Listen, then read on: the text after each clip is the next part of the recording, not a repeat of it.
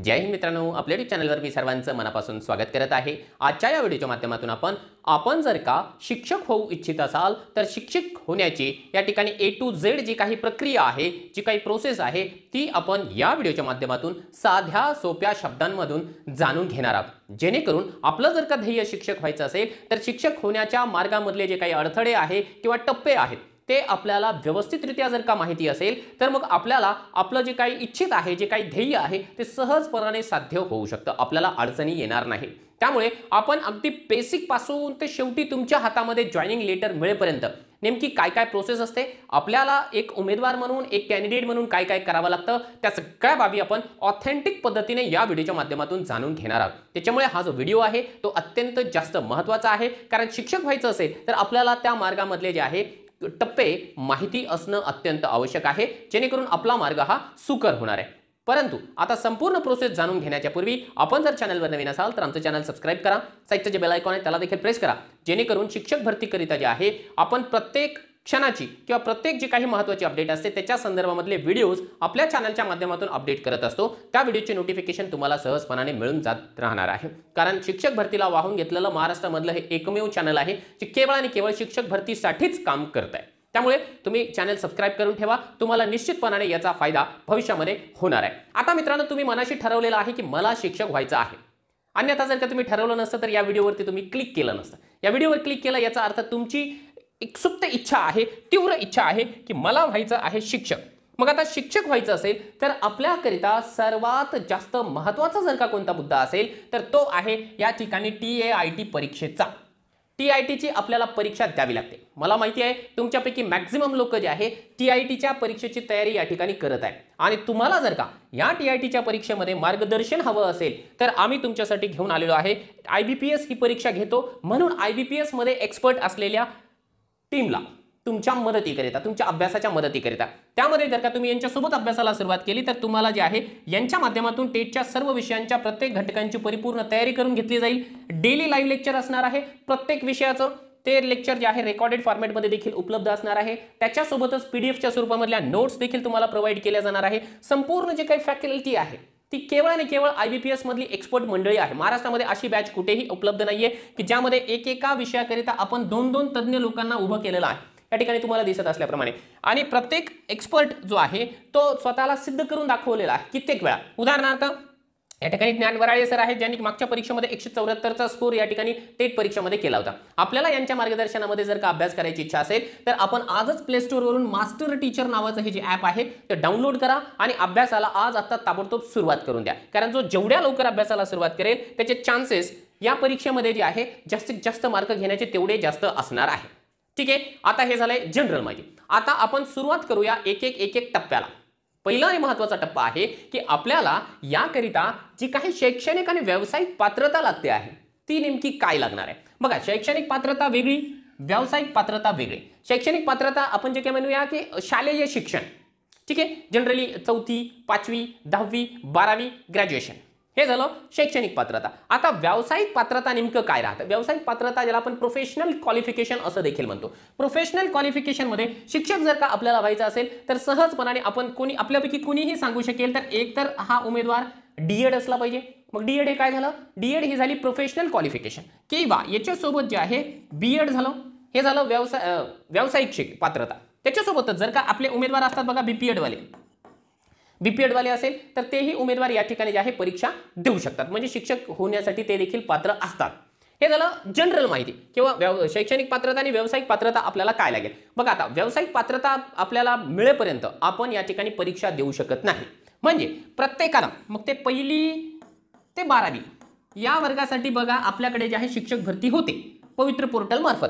आता 1ली ते 12वीला शिक्षक व्हायचं असेल तर त्याला जे बेसिक जे काही क्वालिफिकेशन आहे ना, बेसिक क्वालिफिकेशन मध्ये त्याचं 10th आणि 12th या दोन गोष्टी तर मस्ट कंपल्सरी आहेच आहे।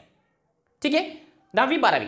आता 10वी 12वी झाल्याच्या नंतर तो काय करतो? बऱ्याच वेळा D.Ed करतो। 12वी नंतर आपला नंबर हा D.Ed ला लागतो। आता स्टेप बाय स्टेप सांगतो, हायर एज्युकेशन पर्यंत घेऊन जातो, परंतु इथून पुढे तुम्हाला सांगतो। आता याच्यामध्ये काय होतं माहिती आहे का, शिक्षक भरतीमध्ये वर्गांचे टप्पे असतात, शिक्षकांचे टप्पे असतात। आता शिक्षकांचे टप्पे कसे राहतात बघा, त्यावरून तुम्हाला थोडंसं चित्र स्पष्ट होईल। बघा, शिक्षक भरती ही 1 ते 5 वर्गासाठी होते, 1 ते 5 हा त्यांचा पहिला टप्पा आहे. ठीक आहे. आता 1 ते 5 वर्गासाठी जो शिक्षक लागतो त्याला प्राथमिक शिक्षक म्हणूया. प्राथमिक शिक्षक जर का तुम्हाला व्हायचं असेल तर तुमच्याकडे बेसिक जे काही क्वालिफिकेशन आहे, प्रोफेशनल क्वालिफिकेशन आणि एज्युकेशनल क्वालिफिकेशन, ते काय असायला पाहिजे? तर बघा, किमान तो डीएड असायला पाहिजे. आता डीएड कधी होऊ शकतो? तो जेव्हा तो 12th पास होईल. ठीक आहे. म्हणजे म्हणून मी 12th लिहिलेलं नाही, कारण डीएडला ऍडमिशन त्याच्याशिवाय भेटत नाही. मग एक तर 12th असला पाहिजे, डीएड असला पाहिजे. प्लस मध्ये दिलेला आहे. एक तर तो टीईटी किंवा सीटीटी या दोन्हीपैकी एक परीक्षा तो पास असला पाहिजे. ठीक आहे. ही परीक्षा पास असला पाहिजे. त्याचाही पेपर क्रमांक 1. पेपर क्रमांक 1. बघा, ही टीईटी जी आहे राज्य शास्त्राची परीक्षा आहे, महाराष्ट्र राज्य परीक्षा परिषद पुणे घेतं. आणि ही जी सीटीटी आहे ती सेंट्रल गव्हर्नमेंटची परीक्षा आहे. ठीक आहे. म्हणजे पेपर 1 आपल्याला लागतो. म्हणजे हा झाला पहिला टप्पा. आता याच्या पुढे जर का आपण गेलो या ठिकाणी, हा दुसरा टप्पा झाला शिक्षकांचा. पहिली ते 5वीचा होता. आताचा जो टप्पा आहे तो टप्पा आहे 6वी ते 8वी या वर्गाचा. आता 6वी ते 8वी साठी जी काही पात्रता लागते त्यामध्ये बघा, 6वी ते 8वी साठी तुम्ही डीएड असले तरी चालतं, किंवा डीएडच्या ऐवजी बीएड असलं तरीही चालतं. दोन्हीपैकी कोणतंही एक क्वालिफिकेशन असेल तरी देखील तुम्ही 6वी ते 8वीला पात्र आहात. त्याच्यासोबत तुमचं ग्रॅज्युएशन कंपल्सरी आहे. ग्रॅज्युएशन पदवी, बीए म्हणा, बीएससी म्हणा, बीकॉम म्हणा, किंवा जे आहे एमटेक बीटेक वगैरे जी पदवी आहे ती देखील इकडे चालते. ठीक आहे. बीएससी ॲग्री वगैरे पण चालते. म्हणजे ग्रॅज्युएशन आपल्याला लागणार आहे. याच्यासोबत टीईटी राज्य शासनाची, सेंट्रल गव्हर्नमेंटची जी आहे सीटीईटी, याचा पेपर क्रमांक 2 आपल्याला पास करावा लागतो. पास झाल्याशिवाय आपल्याला ते चालत नाही. ठीक आहे. आता हा पेपर देखील ना तुम्हाला सांगतो, जर तुम्ही ओपनचे उमेदवार असाल तर एकूण जो पेपर असतो ना तो असतो 150 मार्कांचा. आणि या 150चे ओपनवाल्यांसाठी या ठिकाणी जे आहे 60% मार्कांचा क्रायटेरिया आहे. आणि जे कॅटेगरीमधले उमेदवार आहेत, कोणत्याही कॅटेगरीमधले, त्या उमेदवारांना 5% सवलत आहे. 5% म्हणजे यांना 55% लागतात. हा बेसिक क्रायटेरिया आहे. म्हणजे ओपनचे उमेदवार असाल तर त्याला टीईटी किंवा सीटीटी मध्ये जे आहे जनरली आपण सांगतो की 90+ मार्क पाहिजे किंवा 90 मार्क्स पाहिजे. आणि जे कॅटेगरीवाले उमेदवार आहेत त्यांना 82 जरी मिळाले मार्क तरी देखील तो पास होतो. बघा, टीईटी परीक्षेत पात्रता आहे. त्याच्यामध्ये 150 पैकी 150 मार्क नाही मिळाले तरी चालतं, कारण त्याच्यावरून सिलेक्शन होत नाही. ही पात्रता परीक्षा आहे. फक्त आपल्याला क्वालिफाय करावे लागते. ओपनला 90 मार्क्स आणि कॅटेगरीला 82 मार्क. आता जर समजा 6वी ते 8वी पासून काय होतं माहिती का, की वर्ग तर 6वी ते 8वीचा आहे, परंतु त्याच्यामध्ये विषय वाईज राहतो. 6वी ते 8वीला मराठी विषयासाठी, 6वी ते 8वीला हिंदी विषयासाठी, 6वी ते 8वीला इंग्लिश विषय, 6वी ते 8वीला सामाजिक शास्त्र, सामाजिक शास्त्राच्या सोबत जे आहे मॅथ सायन्स असेल, हे अशा विषयाप्रमाणे तुमचं सिलेक्शन होतं. मग विषयाप्रमाणे तुम्हाला टीईटीची जी किंवा सीटीटीची जी मेथड आहे ती घ्यावी लागते. ती मेथड एकदा या ठिकाणी समजून घ्या. बघा, समजा तुम्ही जर का गणित विषयासाठी या ठिकाणी लागत असाल 6वी ते 8वीला, तर टीईटी किंवा सीटीटीला जे आहे तुमची जी मेथड असली पाहिजे ती मॅथ सायन्सच असली पाहिजे. ठीक आहे. जर समजा तुम्ही सोशल स्टडीजसाठी, ठीक आहे, सोशल स्टडीजसाठी जर का या ठिकाणी लागत असाल शिक्षक म्हणून, तर तुमची जी टीईटी किंवा सीटीटीची मेथड आहे ती सामाजिक शास्त्र हीच असली पाहिजे. हे कंपल्सरी आहे. त्याच्याशिवाय जर समजा तुम्ही भाषा विषयासाठी पात्र असाल, समजा मराठी, इंग्लिश, उर्दू किंवा हिंदी इत्यादी विषय असेल, भाषा विषय असेल, तर तुम्ही या दोन्हीपैकी कोणतीही चालते. बोथ, दोन्हीपैकी दोन्ही नाही लागणार, परंतु दोन्हीपैकी एक तुम्ही मॅथ सायन्समधून करा किंवा सामाजिक शास्त्रामधून करा, काहीही प्रॉब्लेम नाही. म्हणजे क्वालिफिकेशन तुमचं हे असं असायला पाहिजे 6वी ते 8वी करिता. हे झाली तुमची बेसिक क्वालिफिकेशन. म्हणजे आता ही झाली प्रोसेस अजून पुढे आहे. बघा, यामध्ये ना खुला प्रवर्गासाठी तुम्हाला आताच सांगितलं की 60% मार्क म्हणजे 90 लागतात, आणि कॅटेगरीवाल्यांना या ठिकाणी जे आहे 83 मार्क लागतात टीईटी मध्ये क्वालिफाय होण्याकरिता. ते रिपीट मी या ठिकाणी टाइमपास करणार नाही. आता बघा, महाराष्ट्रभरामध्ये जर का आपण रिझल्ट बघितला टीईटी किंवा सीटीटीचा, हे टीईटीचा रिझल्ट आहे, तर अतिशय कमी पर्सेंटेज जे आहे दरवर्षी या ठिकाणी लागतो. 2013, 14, 15, 17, 18, 19 आणि 21 अशा 7 वेळेस परीक्षा आतापर्यंत झालेली आहे. यामध्ये जे आहे 1 लाखच्या आसपास उमेदवार सध्याच्या घडीला जे आहे पास झालेले आहे. आता त्याच्यावर मी वेगळा व्हिडिओ बनवेल. बरेच उमेदवार 2दा 3दाही पास झालेले आहे, त्याच्यामुळे हा आकडा भोगलेला असू शकतो. परंतु जनरली जर का तुम्हाला एक गोष्ट सांगू ना, या ठिकाणी टीईटीचा निकाल हा 3%च्या आसपासच लागतो. 2.5%, 3%, 3.5%, याच्यापेक्षा जास्त टीईटीचा निकाल लागत नाही. त्याच्यामुळे खाली जो कॉम्पिटिशन राहतं ना 6वी ते 8वीला, तो वरच्या वर्गापेक्षा थोडंसं कमी राहतं. आता ते कॉम्पिटिशन कमी राहण्यामागचं कारण काय आहे बघा, 9वी 10वीसाठी जे काही शैक्षणिक पात्रता आहे ती एकतर लागणार आहे बीएड, फक्त बीएड असलं पाहिजे. आता बीएडच्या पूर्वी त्यानं काय आहे 12वी केलेलीच असली पाहिजे, त्याशिवाय त्याला इकडे जे आहे बीएडला ॲडमिशन मिळत नाही. त्याच्यासोबत त्यानं ग्रॅज्युएशन केलेलं असलं पाहिजे, बेसिक क्वालिफिकेशन. आता हे दोनच क्वालिफिकेशन आहे. इकडे टीईटीची अट नाही, म्हणून इकडे उमेदवार जे आहेत जास्त प्रमाणावरती राहतात, आणि त्यामुळे यांचं merit as compare to primary classes याचं जे कॉम्पिटिशन आहे ते थोडंसं जास्त राहतं, याचं मेरिट हे थोडंसं हायर राहतं. त्यानंतर बघा शेवटचा टप्पा राहतो 11वी 12वी. मग तुम्हाला सांगितलं 1ली ते 5वी, 6वी ते 8वी, 9वी 10वी आणि 11वी 12वी. आता 11वी 12वीला लागायचं असेल तर इकडे बीएडच लागेल, ग्रॅज्युएशन कंपल्सरी लागेल आणि इकडे पोस्ट ग्रॅज्युएशन देखील तुम्हाला लागणार आहे. हे जर तुमच्याकडे असेल तर मग तुम्ही जे आहे 11वी 12वी साठी देखील पात्र असता. एवढं क्वालिफिकेशन असेल तर तुम्ही 9वी ते 12वी साठी देखील पात्र राहता. कारण काय आहे 9वी ते 10वी साठी बीएड आणि ग्रॅज्युएशन एवढंच आहे. म्हणजे याच्यामध्ये तुम्ही 9वी ते 10वी साठी पण पात्र आहे आणि पोस्ट ग्रॅज्युएशन असल्यामुळे 11वी 12वी साठी देखील पात्र. इकडे टीईटीची अट नाही. लक्षात घ्या. ते 1 ते 5 वर्गाला जे आहे जे उमेदवार बीएड केलेले आहे ते चालत नाही. ठीक आहे. आणि 9 ते 12 या वर्गासाठी ज्या उमेदवारांनी डीएड केलेला आहे ते उमेदवार चालत नाही. हा स्पष्ट या ठिकाणी मुद्दा आहे, आपल्याला लक्षात घ्यायचा. 1 ते 5 ला तुम्ही टीईटी पास करा, सीटीटी पास करा, तुम्ही पात्र नाही. 9वी ते 12वी वाले या वर्गासाठी जे आहे डीएड वाले पात्र नाही, तिथे बीएडच लागणार. ठीक आहे. हा मुद्दा लक्षात आला तुमच्या. आता पुढे जे आहे आपल्याला काय करावं लागतं. आता समजा ही क्वालिफिकेशन आपल्याला मिळाली. ठीक आहे. म्हणजे मी काय केलं, 10वी केली, 12वी केली, ग्रॅज्युएशन केलं, डीएड केलं आणि बीएड केलंय. म्हणजे आता जे काही क्वालिफिकेशन दाखवली ती क्वालिफिकेशन माझ्याकडे आहे. म्हणजे मी 1ली ते 12वी या वर्गासाठी पात्र आहे. मग आता मी डायरेक्ट शिक्षक होणार का? नाही होणार. आणखी टप्पे आहेत. आता सर्वात महत्त्वाचा टप्पा, आता मला असं वाटतं की या टप्प्यापर्यंत म्हणजे 12वीची जी क्वालिफिकेशन मी दाखवली तिथपर्यंत तुम्ही आलेले आहात. म्हणजे आता तुमच्याकडे ती क्वालिफिकेशन आहे. आता इथून पुढचा जो टप्पा आहे तो आहे तुमच्यासाठी अतिशय महत्त्वाचा. तो टप्पा काय आहे तर तुम्हाला या ठिकाणी जे आहे TAITची परीक्षा द्यावी लागेल. मग अशी मी उल्लेख केल्याप्रमाणे, बॅचचा उल्लेख केल्याप्रमाणे तुम्हाला द्यावी लागेल TITची परीक्षा. आता TITची परीक्षा देण्याकरिता तुम्हाला त्याचा सिलेबस या ठिकाणी लक्षात घ्यावं लागेल की एक्झॅक्टली काय सिलेबस आहे, आपल्याला नेमकं कशाची तयारी करायची आहे. आता तुम्ही टीईटी वगैरे दिली आहे. ठीक आहे. तुम्ही टीईटी पास झालेला असाल. टीईटीच्या सिलेबसमध्ये आणि टेटच्या सिलेबसमध्ये बराच मोठा फरक आहे. खूप मोठा फरक आहे. ठीक आहे. जरी विषय सारखे असले, जरी इकडे गणित असेल, इकडे गणित असेल, इकडे मराठी आहे, इकडे मराठी आहे, परंतु इकडे जे आहे हे परीक्षा परिषद परीक्षा घेतो. लक्षात घ्या. दोन्ही मधला ना मूलभूत जो फरक आहे, परीक्षा परिषद आपली परीक्षा घेतो आणि इकडे जे आहे IBPS आपली परीक्षा घेतो. IBPS आणि IBPSचा जो काही पॅटर्न आहे, प्रश्न विचारण्याची जी टेंडन्सी आहे ती टोटल डिफरंट आहे महाराष्ट्र राज्य परीक्षा परिषद पुणे यांच्यापेक्षा. आता याच्यामध्ये काय आहे बघा, महत्त्वाचं बुद्धिमत्ता 30 मार्काला, गणित 30 मार्काला, मराठी 15, इंग्लिश 15, विज्ञान 15, मानसशास्त्र जवळपास 30 मार्काला आणि सामाजिक शास्त्र 15 मार्काला. असे हे जे आहे 200 मार्कांची परीक्षा होते. 200 मार्कांची परीक्षा आहे TITची. आणि या 200 मार्कांसाठी जे आहे फक्त 2 तासांचा कालावधी राहतो. ही एक गोष्ट लक्षात घ्या. म्हणजे वेळेचं नियोजन या परीक्षेमध्ये अतिशय महत्त्वाचं आहे. त्याच्यामुळे शॉर्ट ट्रिक पाहिल्या आपल्याला जे आहे त्याचं उत्तर आलं पाहिजे. त्याकरिता जास्तीत जास्त आपल्याला प्रॅक्टिस करावी लागणार आणि पुस्तकातून आपल्याला हे साध्य होणार नाही. ही एक गोष्ट लक्षात घ्या. कारण आपलं वय आता एवढं जास्त झालेलं आहे की फक्त पुस्तकं वाचून आपल्याला लक्षात येत नाही. कारण आपल्या डोक्यामध्ये बराचसा कचरा भरलेला आहे. घर, संसार, मित्र, पार्ट टाइम जॉब, बऱ्याच गोष्टी आपल्या डोक्यामध्ये आहे. मग अशा परिस्थितीमध्ये स्वयं अध्ययन करणं, सेल्फ स्टडी करणं अतिशय कठीण आहे. म्हणूनच आम्ही तुम्हाला सांगतो आहे की कुणातरी मार्गदर्शनाखाली जर आपण अभ्यास करत असाल तर निश्चितपणाने तुमचा स्कोर जो आहे तो खूप चांगला आल्याशिवाय राहणार नाही. आणि जेवढा जास्त स्कोर तुमचा येईल तेवढे जास्त चान्सेस आहेत तुमचे की तुमच्या स्वतःच्या जिल्ह्यामध्ये लागण्याचे. ठीक आहे. हा एक मुद्दा आपल्याला लक्षात घ्या. म्हणून आपल्याला या विषयांची तयारी करावी लागेल. म्हणजे तुम्हाला टार्गेट ठेवावं लागणार आहे TITच्या परीक्षेची.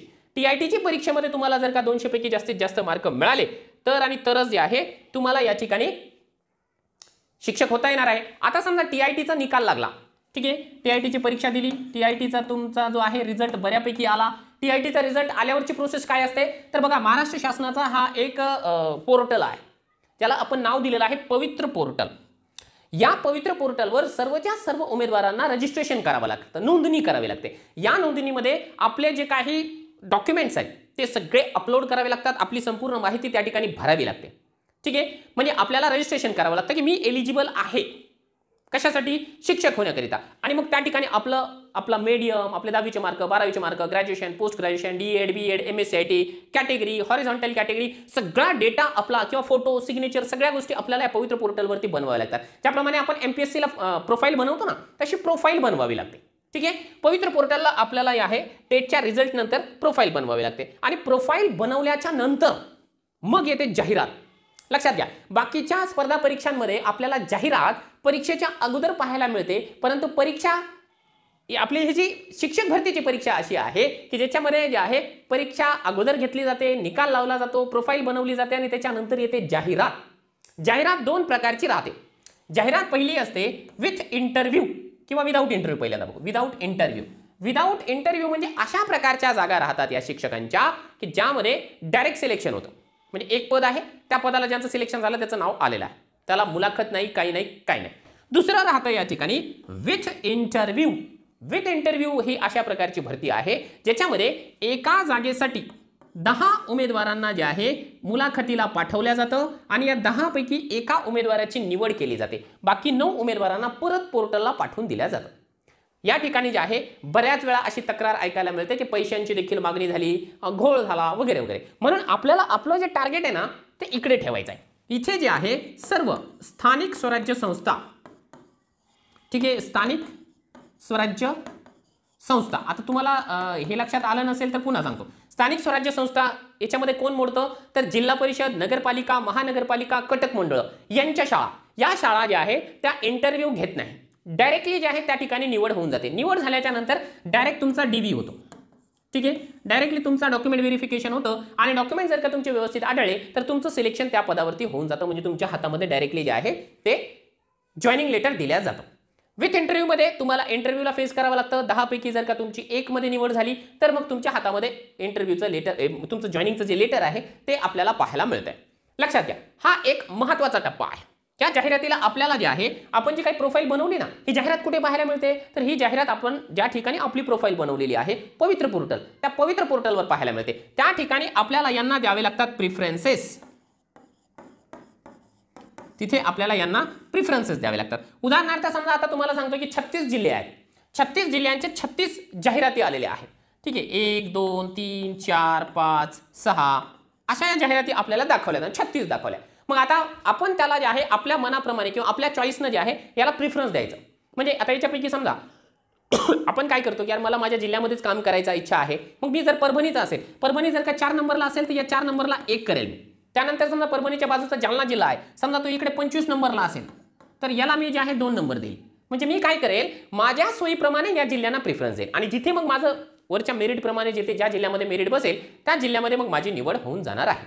आता निवड कशी होते, ठीक आहे, निवड कशी होते ते पण महत्त्वाचा मुद्दा आहे.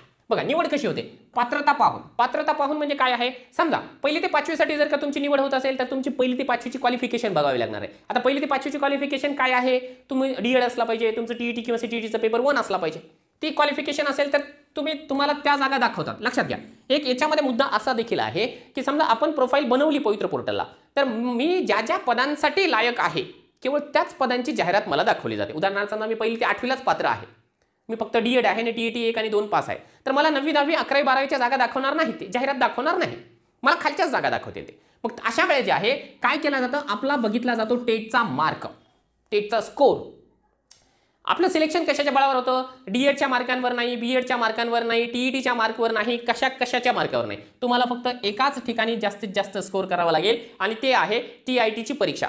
तुमचा TITचा स्कोर, टेटचा जो स्कोर आहे जेवढा जास्त असेल तेवढा जे आहे तुमचा स्वतःच्या जिल्ह्यामध्ये लागण्याचा चान्सेस असणार आहे. म्हणून आपण भर देत असतो टेटमध्ये चांगले मार्क घ्या. तुम्हाला DEDला कमी मार्क असतील चालतं, TETला तुम्हाला जे आहे बाउंड्रीवर मार्क असेल तरी देखील चालतं, तुम्हाला 10वीला कमी मार्क असेल एकदाचे तरी चालतं, परंतु तुम्हाला मार्क हवे आहे टेटमध्ये. टेटमध्ये जेवढा जास्त स्कोर तेवढे जास्तीत जास्त चान्सेस तुमचे जे आहे सिलेक्शनचे. त्याच्यामुळे बाकीच्या स्कोरवर आपण लक्ष न देता फक्त आता टेटवर कॉन्सन्ट्रेट करा आणि यामधून आपल्याला जास्तीत जास्त स्कोर करण्यासाठी प्रयत्न करा. आणि तिकडे जर का आपल्याला जास्तीत जास्त स्कोर करायचा असेल तर आपल्याला आता ताबडतोब या ठिकाणी जे आहे पूर्ण सिलेबस समजून घ्यावा लागेल आणि सिलेबस समजून आपण जे आहे आपल्या परीनं स्टडी करून घ्यावी लागणार आहे. आपल्या परीनं स्टडी आपण करायची आहे आणि तुमच्या स्टडीला जोड म्हणूनच जे आहे आम्ही एक एक्सपर्ट मंडळी तुमच्याकरिता या ठिकाणी उपलब्ध करून दिलेली आहे की जेणेकरून तुम्हाला अभ्यासामध्ये जर काहीही जरी अडचण येत असेल तर तुम्हाला डेली लेक्चर्स आहेत, यामध्ये तुम्ही डाऊट्स विचारू शकता.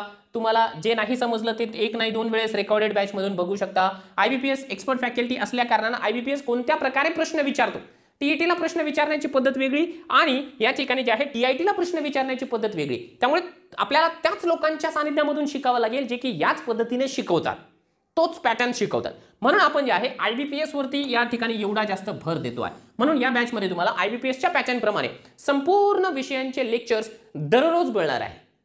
यामध्ये तुमचा एकही विषय, एकही टॉपिक जो आहे तो कच्चा राहणार नाही याची मी गॅरंटी देतोय. कारण या लोकांना जे मी उभं केलेलं आहे या ठिकाणी, ही जी एवढी मोठी टीम आहे, प्रत्येक विषयासाठी 2-2 मंडळी मी या ठिकाणी उपस्थित केलेली आहे.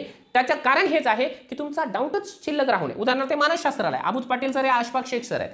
अबूज पाटील सर तेच लेक्चर घेणार, अशफाक सर तेच लेक्चर घेणार, पण दोघांच्या शिकवण्यामध्ये फरक असेल, यांच्या त्यांच्या पॉईंटमध्ये काही फरक असेल. यांच्याकडून नाही समजलं तर त्यांच्याकडून तुम्हाला 100% समजणारच आहे. त्यामुळे यांच्या सानिध्यामध्ये जर आपल्याला अभ्यास करायचा असेल तर आज आता ताबडतोब जे आहे मास्टर टीचर हे जे ॲप आहे ते प्ले स्टोअरवरून डाउनलोड करा आणि आपल्या परीने जे आहे स्टडीला सुरुवात करा. कारण अजून जवळपास जे आहे जानेवारीमध्ये नोटिफिकेशन आलं तर मॅक्झिमम पॉसिबल आहे की फेब्रुवारीच्या महिन्यामध्ये आपल्याला TIT ची परीक्षा होऊ शकते.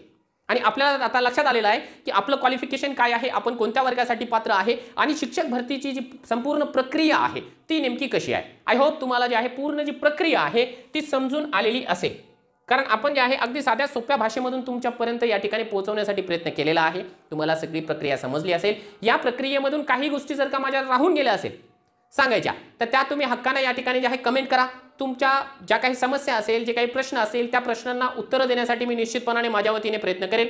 पुन्हा भेटूया आपण पुढच्या लेक्चरमध्ये, जेणेकरून तो देखील लेक्चर आपल्या केवळ आणि केवळ शिक्षक भरतीच्या संदर्भामध्ये असेल.